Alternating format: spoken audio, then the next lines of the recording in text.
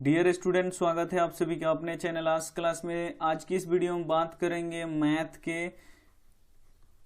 के 20 इंपॉर्टेंट प्रश्न को यहाँ पे हम सॉल्व करके बताएंगे। जो पिछले वर्षों के एग्जाम में बार बार रिपीट जो प्रश्न हुआ है उसे सॉल्व करके बताएंगे, वो भी आसान तरीका से बताएंगे कि कैसे सॉल्व किया जाता है। तो आइए शुरू करते हैं पहले नंबर प्रश्न से। अगर आप चैनल पे नए हैं तो चैनल को जरूर सब्सक्राइब कर दीजिए, ये चैनल आपके लिए काफी इंपॉर्टेंट है। और जो बेल आइकॉन आएगा उसे प्रेस करके ऑन कर दीजिएगा। आइए देख लेते हैं पहले नंबर प्रश्न को। किसी द्विघात बहुपद x square minus 2x plus 5 के मूल अल्फा बीटा हो तो अल्फा प्लस बीटा निकालें। इसके मूल वो होते हैं, मूल किसे कहते हैं आप समझ लीजिए। इसके जो दो मूल निकलते हैं उसको फिर इसमें रखने पे इस बहुपद का मान कितना आ जाता है, 0 आ जाता है। तो बोल रहा है कि अगर इसके दो मूल अल्फा और बीटा हो तो अल्फा प्लस बीटा निकालें। तो अल्फा प्लस बीटा क्या होता है, अगर नहीं पता है तो फॉर्मूला यहाँ पे लिख दे रहे हैं, आप नोट करके लिख लीजिएगा। ये फॉर्मूला काफी इंपॉर्टेंट है। अल्फा प्लस बीटा क्या होता है, माइनस बी बट्टा ए होता है। और एक होता है अल्फा गुणे बीटा यानी मूलों का गुणनफल, ये क्या होता है, सी बट्टा ए होता है। तो यहाँ पे पूछ दिया है अल्फा प्लस बीटा क्या होगा, तो अल्फा प्लस बीटा क्या होता है, माइनस बी बट्टा ए, यानी माइनस बी बट्टा ए का हम लोग को मान निकालना है। तो ए और बी और सी क्या होता है, जो एक्स स्क्वायर में गुणा करता है उसे ए, जो केवल x में गुणा करता है वो b, जिसमें x नहीं होता है वो c होता है। तो यहाँ पे हमसे पूछा गया है कि अल्फा प्लस बीटा का मान बताइए। तो अल्फा प्लस बीटा क्या होता है, माइनस बी बटा क्या होता है a। तो यहाँ पे देखिए माइनस पहले से तो माइनस लगा देंगे। और b क्या होता है, जो x में गुणा करता है। तो x में गुणा क्या कर रहा है, -2 गुणा कर रहा है। तो यहाँ पे लिख देंगे -2। और a कितना है, तो ध्यान से देखिए जो एक्स स्क्वायर में गुणा करता है वो ए होता है। तो एक्स स्क्वायर में तो यहाँ पे कुछ भी नहीं गुणा करता है, नहीं कर रहा है, तो यहाँ पे कुछ भी गुणा नहीं करता है वहां पे क्या होता है, 1 होता है। अब देखिए यहाँ पे माइनस माइनस क्या हो जाएगा, प्लस 2 बट्टा कितना हो जाएगा, 1, यानी 2 यहाँ पे क्या हो जाएगा, सही हो जाएगा। यानी अल्फा प्लस बीटा हम लोग का कितना निकल गया, 2। यानी यहाँ पे बी ऑप्शन क्या हो जाएगा, सही हो जाएगा। अगर आपसे पूछ दे कि अल्फा गुणे बीटा का मान बता दीजिए, ये भी पूछ सकता है कि अल्फा गुणे बीटा का मान बता दीजिए। तो अल्फा गुणे बीटा क्या होता है, सी बट्टा ए। अब आप आसानी से यहाँ पे सी का मान और ए का मान देख के रख देंगे, आसानी से निकल जाएगा, कुछ करना नहीं है। तो सी का मान यहाँ पे कितना है, 5 है, तो यहाँ पर रख देंगे 5। ए का मान कितना है, तो एक्स स्क्वायर में जो गुणा करता है वो ए, तो यहाँ पे कितना हो जाएगा, 1, यानी कितना हो जाता है हम लोग का 5। आंसर क्या हो जाता है, अल्फा गुणे बीटा पूछता तो 5, अल्फा जोड़ बीटा पूछता तो कितना हो जाता हम लोग को 2। तो यहाँ पे अल्फा जोड़ बीटा पूछा है, तो यहाँ पे राइट आंसर हो जाएगा बी ऑप्शन क्या हो जाएगा, सही हो जाएगा। उम्मीद करते हैं समझ में आया है। तो समझ में आया है तो चैनल को जरूर सब्सक्राइब कर दीजिए और वीडियो को लाइक कर दीजिए। आइए देखते हैं अगले नंबर प्रश्न को। अगला नंबर प्रश्न है के किस मान के लिए समीकरण x प्लस 2y बराबर 7 तथा 2x प्लस के वाई बराबर 14 संपाती होगा। ए ऑप्शन है 2, बी ऑप्शन है 3, सी ऑप्शन है 4, डी ऑप्शन है 6। बोल रहा है के किस मान के लिए ये दो जो समीकरण यहाँ पे दिया है ये क्या होगा, संपाती होगा। तो संपाती होने के लिए कंडीशन होता है, ध्यान से देखिए यहाँ पे के का मान पूछा है। संपाती होने के लिए कंडीशन होता है a1 बटा a2 बराबर b1 बटा b2 बराबर c1 बटा c2। तो यहाँ पे देखिए a1 क्या है, तो ये a1 है, और ये क्या है, b1 है, और ये क्या है, c1 है। और ये क्या होता है हम लोग का a2 होता है। दूसरे समीकरण में क्या, ये क्या होता है, b2 होता है, और ये क्या होता है, c2 होता है। तो यहाँ पे ध्यान से देखिए, बस फॉर्मूला मान यहाँ पे रख देना, बस निकल जाएगा हम लोग का के का मान। यहाँ पे देखिए a1 कितना है, 1 है, तो यहाँ पे रख देंगे x में कुछ भी नहीं गुणा कर रहा है, जहाँ पे कुछ नहीं गुणा करता है वहाँ पे 1 होता है। और a2 कितना है, तो a2 दूसरे समीकरण में होगा, तो x में कितना गुणा कर रहा है, 2, तो यहाँ पे लिख देंगे 2। b1 कितना है, तो यहाँ पे देखिए y में जो गुणा करेगा पहले समीकरण में उसे b1 बोला जाता है, तो यहाँ पे हो जाएगा 2। और b2 क्या है, यहाँ पे k है, इसी k का मान निकालना है, तो हम यहाँ पे लिख देंगे k। c1 कितना है, तो ध्यान से देखिएगा 7 है यहाँ पे, तो क्या रख देंगे, यहाँ पे 7 रख देंगे। c2 कितना है, यहाँ पे 14 है, तो यहाँ पे क्या रख देंगे, 14। अब देखिए ये इसके बराबर है और ये भी इसके बराबर है। किसी को भी एक को बराबर कर लीजिए, या इसको बराबर कर लीजिए, या इसको बराबर कर लीजिए, दोनों का मान सेम आएगा। तो हम इसको बराबर कर लेते हैं, पहले वाले को 1 बटा 2 बराबर 2 बट्टा यहाँ पे के कर देंगे। के में 1 से तिरछा गुणा कराएंगे ऐसे, फिर ऐसे, के में 1 से गुणा करेंगे तो के हो जाएगा, और 2 दूना कितना हो जाएगा, 4, यानी के का मान कितना निकल गया, 4। यानी 4 ऑप्शन, यानी सी ऑप्शन क्या हो जाएगा, सही हो जाएगा। अगर इसको बराबर करते तो देखिए क्या मान आता, देख लीजिए 2 बट्टा के बराबर 7 बट्टा यहाँ पे क्या है 14 है, तो यहाँ पे लिख देंगे। यहाँ पे देखिए के में जब 7 से गुणा कराएंगे तो 7 के हो जाएगा, और इधर गुणा कराएंगे 2 में 14 से तो कितना हो जाएगा 28 हो जाएगा। अब 7 इधर गुणा कर रहे हैं, इधर आके क्या करेगा भाग करेगा, यानी 28 बट्टा कितना हो जाएगा 7, कटाएंगे 7 चौक 28, यानी के का मान कितना आएगा 4। कोई भी बराबर कर दीजिए 2 तो अपने आप के का मान आ जाएगा, और दोनों का मान देखिए दोनों अलग अलग बराबर किए लेकिन के का मान क्या आया सेम आया, यानी के का मान कितना आएगा 4। ये भी एक प्रश्न आपके एग्जाम में जरूर पूछा जाता है, तो इन सारे प्रश्नों का आप प्रैक्टिस हमेशा करते रहिए। आइए देख लेते हैं अगला नंबर प्रश्न 3 नंबर प्रश्न है, ध्यान से देखिए। यहाँ पे बोल रहा है समानांतर श्रेणी 2 7 12 डॉट डॉट का 10वां पद निकालें। तो 10वां पद यहाँ पे देखिए 1 2 3 ही पद दिया है, उसके बाद 4 आएगा, 5वां पद आएगा, 6ठा पद आएगा। बोल रहा है कि 10वां पद निकाले। तो 10वां पद निकालने का फॉर्मूला क्या होता है, फॉर्मूला से निकालिए आप। अगर फॉर्मूला नहीं याद है आपको तो नोट करके याद कर लीजिए, बिना फॉर्मूला का मैथ नहीं बनता है। यहाँ पे देखिए अगर प्रथम पद की हम बात करें, प्रथम पद का अगर बात करें फॉर्मूला का, तो ये क्या होता है ए। अगर द्वितीय पद निकालना हो, द्वितीय पद निकालना है तो द्वितीय पद का फॉर्मूला क्या होता है, ए और डी को क्या करते हैं जोड़ देते हैं, ए प्लस डी। डी क्या होता है सार्वंतर होता है, ए क्या होता है जो प्रथम पद होता है वही। अगर तृतीय पद निकालना हो, तृतीय पद निकालना हो तो क्या हो जाएगा a प्लस 2d। यहाँ पे क्या हो जाएगा a प्लस 2d, यानी एक घटा के d लिखा जाता है। अगर 10वां पद बोल दे कि 10वां पद क्या होगा, यहाँ पे 10वां पद क्या होगा, तो 10वां पद के लिखने के फॉर्मूला क्या होगा, a प्लस 1 घटा के 10 है ना, तो 1 घटा देंगे 9d हो जाएगा। अगर 11वां पद पूछे कि 11वां पद निकाल का फॉर्मूला क्या होगा, तो a प्लस यहाँ पे क्या करेंगे 11 है तो 1 घटा देंगे 10d हो जाएगा। उम्मीद करते हैं समझ में आ गया होगा। तो पूछ रहे हैं यहाँ पे 10वां पद निकाले, तो 10वां पद का फॉर्मूला क्या होता है a प्लस 9d। यहाँ पे लिख दे रहे हैं 10वां पद, 10वां पद का फॉर्मूला क्या होगा a प्लस 9d। तो यहाँ पे देखिए a प्लस 9d, तो a क्या है d क्या है, जो प्रथम पद होता है उसे a कहते हैं। और d कैसे निकाला जाता है, दूसरे पद में से पहले पद को घटाया जाता है। तो d निकालेंगे 7 में से कितना घटाएंगे 2 को घटा देंगे तो कितना आ जाएगा 5, ये हो जाएगा। अब बस मान रख दीजिए निकल जाएगा। a का मान क्या है प्रथम पद यानी कितना है 2 है, तो यहाँ पे लिख देंगे 2 प्लस 9 गुणे डी का मान कितना है, तो अभी डी निकाले जिसे सार्वंतर कहते हैं। दूसरे पद में से पहले पद को घटाया जाता है तो कितना आ जाएगा 5, तो यहाँ पे रख देंगे 5। तो यहाँ पे हो जाएगा 2 प्लस 9 पचे कितना हो जाएगा 45। अब जोड़ेंगे तो 45 और 2 कितना हो जाएगा 47, यानी 10वां पद हम लोगों का कितना निकल गया 10वां पद निकल गया हम लोग का 47। तो यहाँ पे ए ऑप्शन क्या हो जाएगा सही हो जाएगा। आइए देख लेते हैं अगला नंबर प्रश्न। 4 नंबर प्रश्न है ABC एक त्रिभुज है जिसका कोण B 40 डिग्री तथा कोण A 70 डिग्री हो तो कोण C का मान निकालें। बोल रहा है कि एक त्रिभुज है ABC, यहाँ पे बना दे रहे हैं एक त्रिभुज ABC A B और यहाँ पे हो गया C। कोण B बोल रहा है 40 डिग्री, तो यहाँ पे कोण जो B है वो कितना डिग्री है 40 डिग्री है, और कोण A कितना है 70 डिग्री, यानी ये कितना है 70 डिग्री यहाँ पे लिख देंगे। तो बोल रहा है कि ये कितना होता है, तो हम लोग को पता है त्रिभुज के तीनों कोणों का योग कितना डिग्री का होता है 180। ये भी पूछ लेता है कि त्रिभुज के तीनों कोणों का योग कितना होता है 180 होता है। तो कोण A प्लस कोण B और यहाँ पे लिख देंगे कोण C बराबर कितना, तीनों कोणों का योग कितना होता है 180 डिग्री। अब बस A का और B का यहाँ पे मान रख दीजिए, C का अपने आप निकल जाएगा। A का मान कितना है 70 डिग्री, तो यहाँ पे लिख देंगे 70 डिग्री प्लस B का मान कितना है 40 डिग्री, तो यहाँ पे लिख देंगे 40 डिग्री प्लस कोण C बराबर कितना हो जाएगा 180 डिग्री। और अब 70 और 40 को जोड़ देंगे तो कितना हो जाएगा 110 डिग्री प्लस कोण C बराबर कितना हो जाएगा 180 डिग्री। और यहाँ पे 110 जोड़ रहा है, उधर जाके क्या कर देगा घटा देगा, तो 180 में से कितना घटा देंगे 110 क्या कर देंगे 110 डिग्री, ये प्लस में इधर आएगा तो माइनस में हो जाएगा। तो कोण C बराबर कितना हो जाएगा हम लोग का 180 में से 110 जाएगा कितना हो जाएगा 70 डिग्री, यानी हम लोग का कोण जो C है वो कितना डिग्री का होगा 70 डिग्री, यानी राइट आंसर हो जाएगा यहाँ पे सी ऑप्शन कितना निकल के आ जाएगा हम लोग का, C कोण कितना निकल के आ जाएगा 70 डिग्री निकल के आ जाएगा। आइए देख लेते हैं अगला नंबर प्रश्न। अगला नंबर प्रश्न है यहाँ पे, अगला नंबर प्रश्न देख लीजिए 5 नंबर। A 2,3 और B 4,1 के बीच की दूरी निकाली। ये 2 बिंदु दिया है, यानी ये A बिंदु है और ये कितना बिंदु है ये B बिंदु है। बोल रहा है इन 2 बिंदुओं के बीच की दूरी निकालें। ये जो बिंदुओं के बीच की दूरी है इसको निकालना है। तो ए का निर्देशांक कितना दिया है, 2 और 3 दिया है। बी का निर्देशांक कितना दिया है, 4 और 1 दिया है।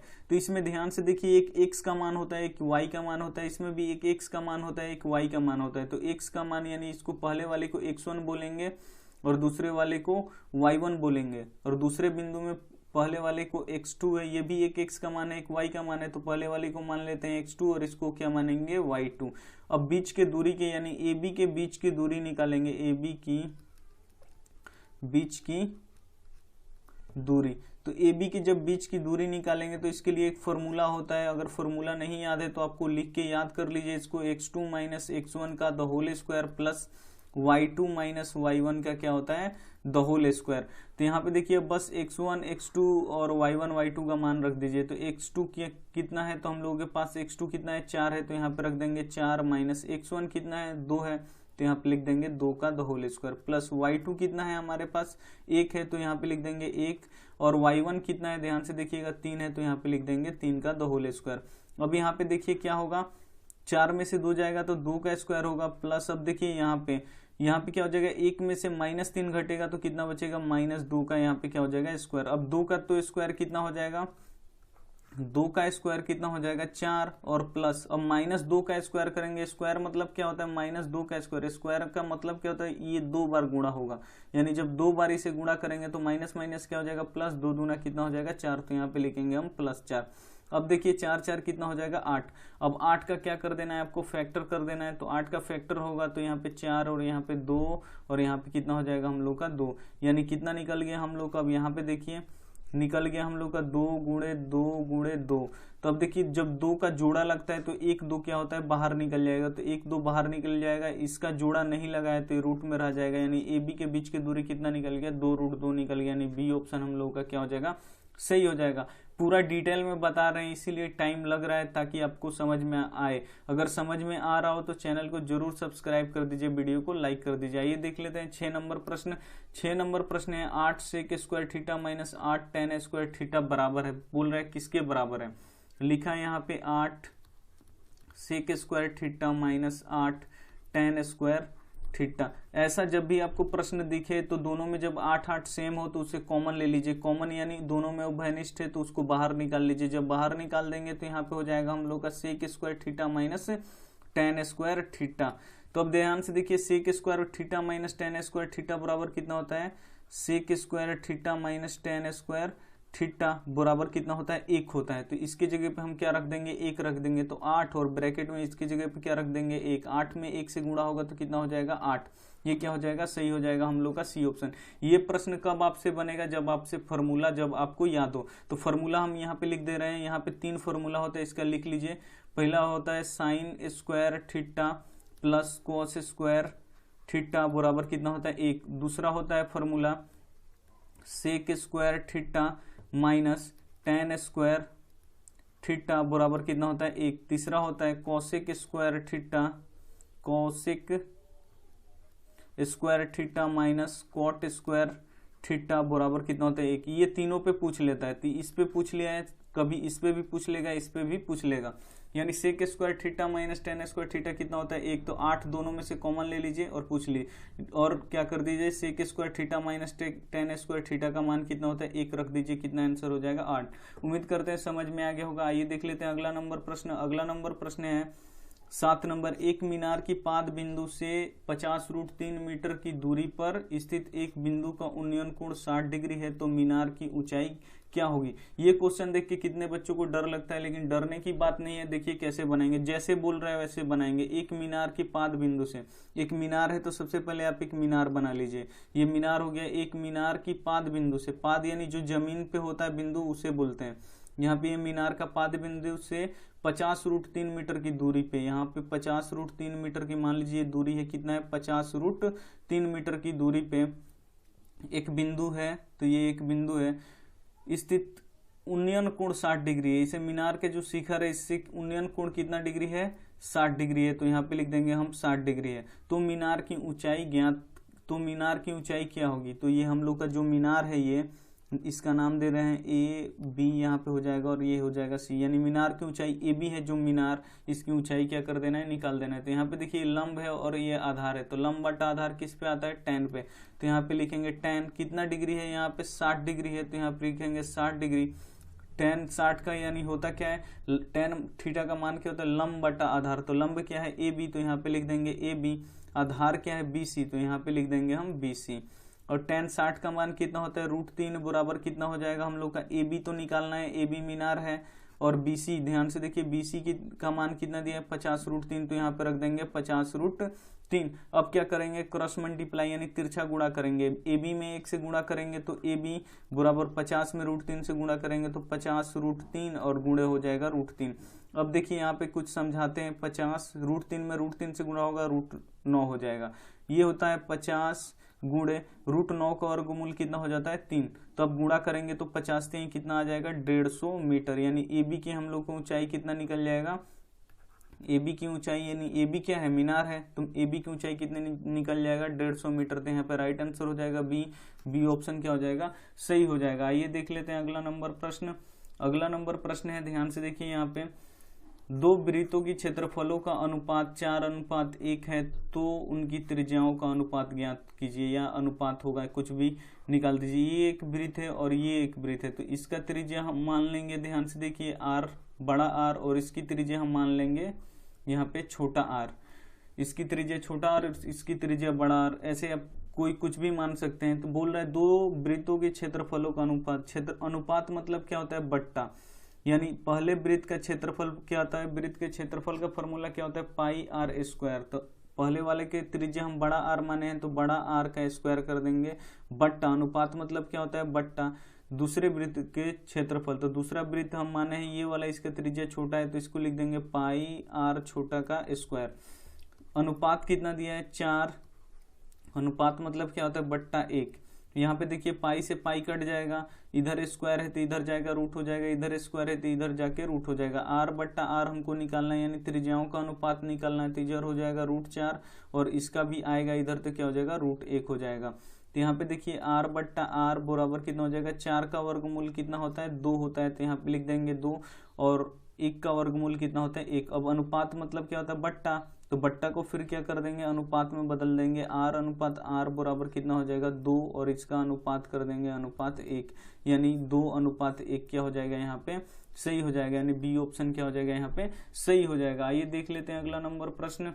अगला नंबर प्रश्न देख लीजिए, 9 नंबर प्रश्न है, साइन 55 डिग्री बटा कोस 35 डिग्री का मान होगा। अगर साइन 60 पूछता, 45 पूछता, 90 पूछता तो उसका मान रख के बना देते, लेकिन जब भी ऐसा क्वेश्चन पूछे जिसका मान नहीं पता हो, 55 डिग्री का नहीं मान पता होता है, 35 डिग्री का नहीं पता होता है, तो देखिए इसे कैसे सॉल्व करते हैं। इसका एक फॉर्मूला होता है साइन 90 डिग्री माइनस थीटा, इसको बैठाना होता है। तो ध्यान से देखिए, इसको क्या करेंगे हम लोग, साइन 90 में से कितना घटा दे कि फिर हमारा 55 आ जाए और एक फॉर्मूला भी बन जाए। तो साइन 90 में से कितना घटाएंगे, तो 35 घटा देंगे, तो फिर साइन 90 में से 35 घट जाएगा 55 डिग्री, वही इसका मान हो जाएगा। तो ये इसको क्या कर देंगे, इसी फॉर्म में हम लिख देंगे, साइन 90 डिग्री माइनस 35 डिग्री घटेगा तो फिर कितना आ जाएगा 55 डिग्री, बट्टा यहाँ पे देखिए कोस कितना है 35 डिग्री, तो यहाँ पे लिख देंगे कोस 35 डिग्री, यहाँ पे लिख देंगे। अब देखिए क्या होता है, साइन 90 डिग्री माइनस थीटा क्या होता है, कोस थीटा होता है। क्या होता है, कोस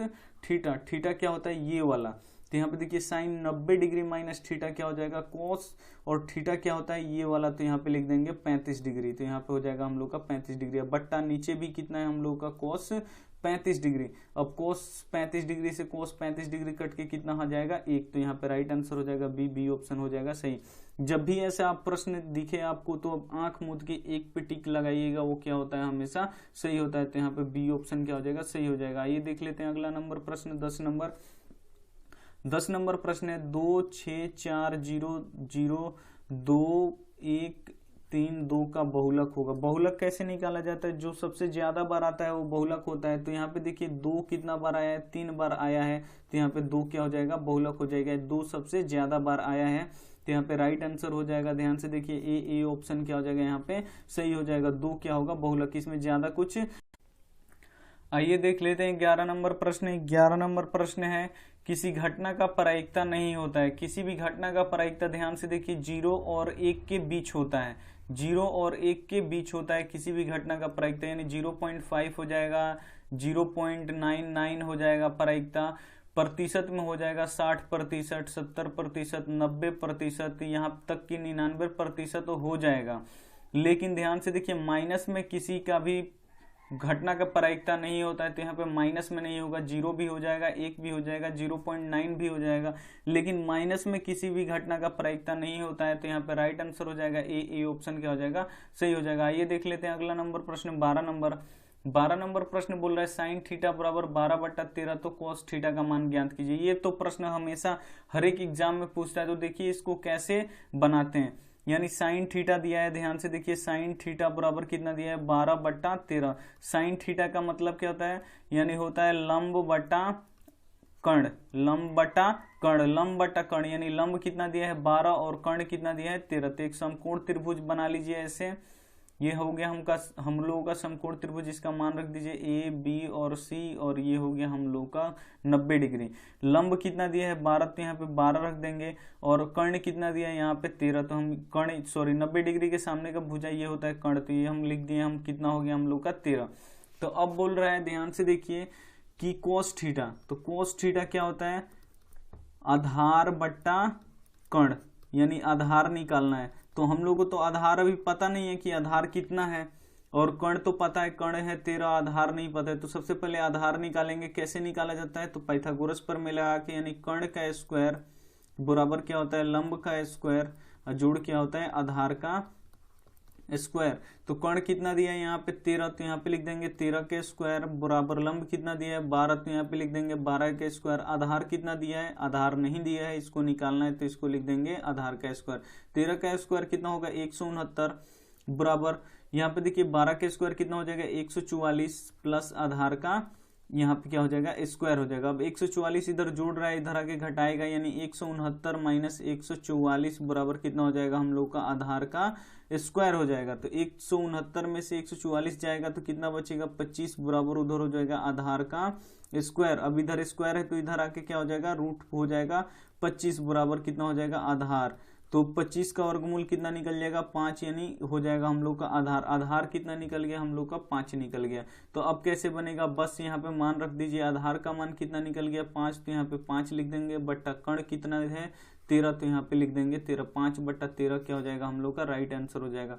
यहाँ पे 5/13 कौन सा ऑप्शन है, डी ऑप्शन, यानी डी ऑप्शन क्या हो जाएगा यहाँ पे सही हो जाएगा। आइए देख लेते हैं अगला नंबर प्रश्न 13 नंबर प्रश्न भी काफी पूछ रहा है परीक्षा में। यदि 1 4 x 5 12 का माध्य 7 है तब x का मान ज्ञात कीजिए।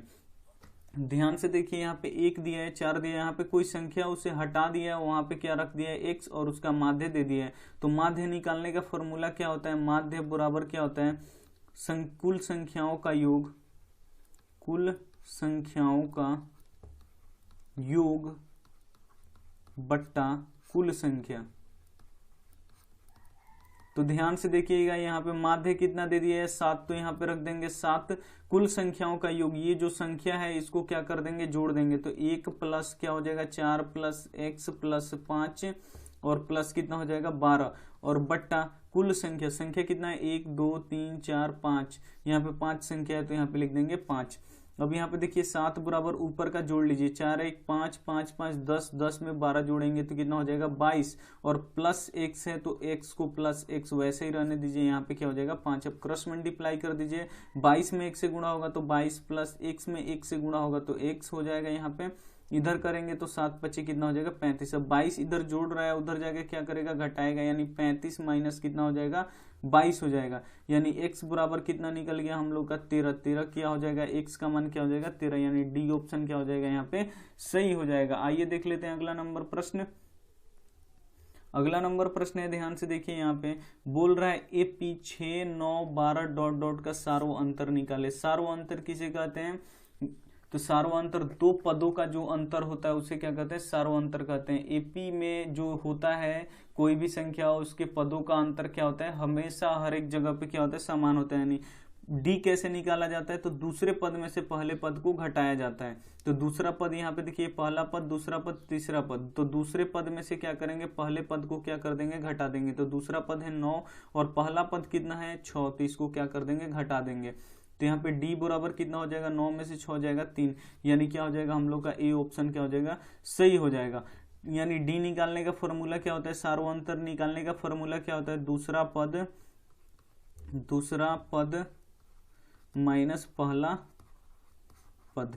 ये डी आप ऐसे करके निकाल सकते हैं, दूसरे पद में से पहले पद को क्या कर दिएगा, घटा दीजिएगा, तो डी क्या हो जाएगा, निकल जाएगा। तो यहाँ पे ए ऑप्शन क्या हो जाएगा, सही हो जाएगा। आइए देख लेते हैं अगला नंबर प्रश्न। 15 नंबर प्रश्न है, कोसेक 90 डिग्री माइनस ए का मान होगा। कोसेक 90 डिग्री माइनस थीटा, यानी ए के जगह थीटा की जगह पर कितना दिया है, ए दे दिया है। तो कोसेक 90 डिग्री माइनस ए क्या होता है, ध्यान से देखिएगा, यहाँ पे क्या होता है, सेक ए होता है। ये फॉर्मूला होता है, आप लोग इसे याद कर लीजिएगा, फॉर्मूला भी पूछ लिया जाता है। तो आइए देख लेते हैं अगला नंबर प्रश्न। अगला नंबर प्रश्न है, ध्यान से देखिए, 16 नंबर प्रश्न है, सभी वर्ग होते हैं। ये देखिए, ये वर्ग है और ये भी क्या है, एक वर्ग है। दोनों ध्यान से देखिए, समरूप किसे कहते हैं, जो देखने में एक समान हो। सर्वांगसम किसे कहते हैं, जो दोनों एक दूसरे के बराबर हो। तो ध्यान से देखिए, सभी वर्ग होते हैं, समरूप होते हैं, देखने में एक जैसे लगते हैं। या दो सभी वृत्त देख लीजिए, वृत्त कितना भी बड़ा हो, ये भी गोल दिखाई देगा, ये भी गोल दिखाई देगा।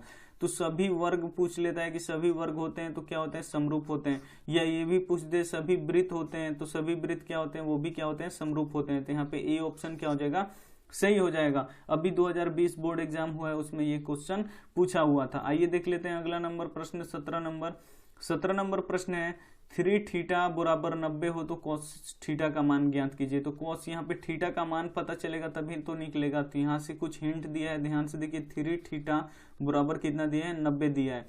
तो ध्यान से देखिए, यहाँ पे 3 गुणा कर रहा है, तो इधर आके क्या करेगा, भाग देगा, यानी 90 अब बटा कितना हो जाएगा, यहाँ पे 3 कटाएंगे तो हो जाएगा हम लोग 30, यानी थीटा का मान कितना निकल गया, यहाँ से 30 निकल गया। बस यहाँ पे थीटा के जगह पे रख दीजिए कॉस थीटा। थीटा के मान कितना है, अभी निकला है 30 डिग्री, तो यहाँ पे 30 रख देंगे।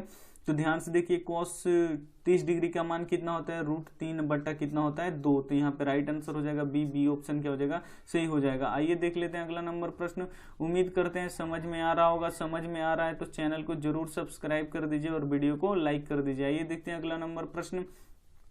अगला नंबर प्रश्न है 18 नंबर, 44 मीटर परिधि वाले वृत्त की त्रिज्या होगी। यानी एक वृत्त है जिसकी परिधि कितना दिया है, 44 मीटर दे दिया है, और बोल रहा है इसकी त्रिज्या होगी, यानी त्रिज्या इसका निकालना है। पहले इसमें जो दिया होता है उसको वैसे लिख दिया जाता है ऐसे प्रश्नों को सॉल्व करने से पहले। यानी इसका परिधि कितना दिया है, 44 मीटर, तो लिख देंगे वृत्त का परिधि बराबर कितना दिया है, 44 मीटर, तो यहाँ पे लिख देंगे 44 मीटर। वृत्त के परिधि के फॉर्मूला क्या होता है, 2πr होता है, तो लिख देंगे, और यहाँ पे लिख देंगे 44 मीटर। अब देखिए, 2 गुणे पाई का मान कितना होता है, 22/7, और गुणे क्या होता है, r बराबर कितना हो जाएगा हम लोग का 44 मीटर। यहाँ पे देखिए, अब गुणा हो जाएगा, यहाँ पे 22 में 2 से गुणा होगा तो 44 बटा कितना हो जाएगा, 7 गुणे हो जाएगा, r बराबर कितना हो जाएगा, 44 मीटर। तो अब देखिए, यहाँ पे क्या होगा, इधर गुणा कर रहा है तो उधर जाके क्या हो जाएगा, थोड़ा सा उलट जाता है। ध्यान से देखिए, 44 मीटर गुणे नीचे वाला कहाँ चला जाएगा, ऊपर, और ऊपर वाला कहाँ चला जाएगा, नीचे, यानी नीचे आ जाएगा 44। यहाँ से 44 से 44 कट जाएगा, यानी r बराबर कितना निकल जाएगा, 7 मीटर। तो यहाँ पे राइट आंसर हो जाएगा बी ऑप्शन क्या हो जाएगा, सही हो जाएगा। अगर यहाँ पे क्षेत्रफल देता तो क्षेत्रफल लिख देते हैं, यहाँ पे वृत्त का क्षेत्रफल बराबर 44 मीटर। परिधि दिया है तो लिख देंगे वृत्त का परिधि बराबर कितना, 44 मीटर। आइए देख लेते हैं अगला नंबर प्रश्न। अगला नंबर प्रश्न है, ध्यान से देखिएगा, यहाँ पे 2 समरूप त्रिभुजों की भुजाओं का अनुपात 4:9 है, तो इनके क्षेत्रफलों का अनुपात क्या होगा। 2 समरूप त्रिभुजों के क्षेत्रफलों का भुजाओं का अनुपात 4:9 है, तो क्षेत्रफलों का अनुपात।